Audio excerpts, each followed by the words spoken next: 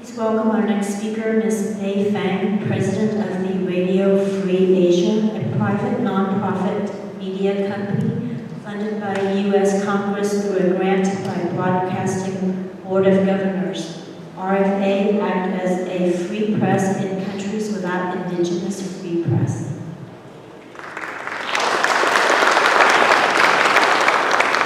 Hi, thank you so much for having me. I'm Fang, President and CEO of Radio Free Asia. I'm really honored to be here today among this esteemed group of lawmakers, human rights activists, U.S. government officials, and representatives from the Vietnamese American community for the 30th anniversary of Vietnam Human Rights Day.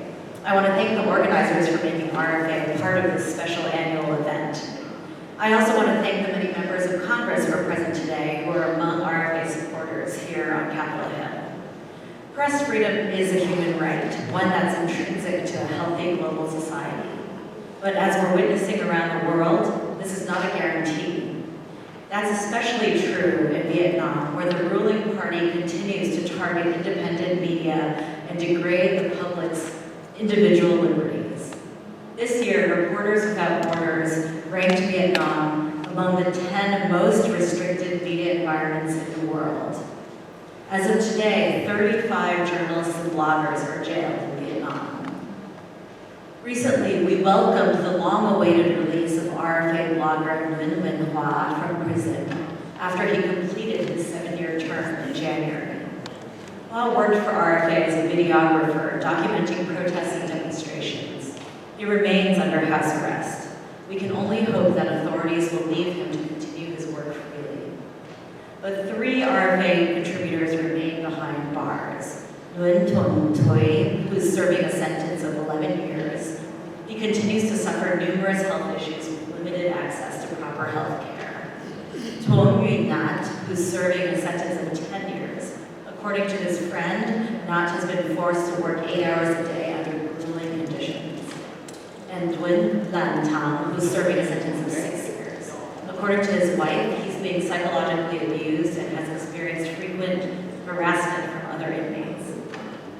And only 2 months ago, yet another longtime RFA blogger, Nguyen Phu Minh, was arrested in Hanoi and is currently awaiting trial.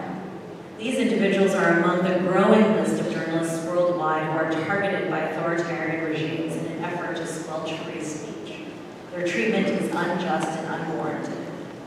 But the Vietnamese regime's efforts have not stopped us from fulfilling our vital work. This past year, RFA Vietnamese produced breaking and exclusive reporting on such stories as the hundreds of Vietnamese nationals trafficked and forced to work at cyber scamming sites in Myanmar, which included some victims who had reached out to RFA directly for help, and the ongoing arbitrary arrest of political dissidents and activists amid the regime's internet crackdown. Most recently, RFA Vietnamese published an in-depth report on the arduous journey of Vietnamese asylum seekers crossing the U.S. border through Mexico in search of a better life.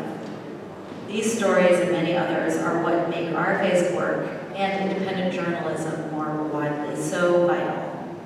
For all those putting their own freedoms on the line to empower countless readers with timely news, we owe them more than gratitude. As we celebrate Vietnam Human Rights Day, we must ensure they're able to safely and freely continue their essential work. Thank you so much.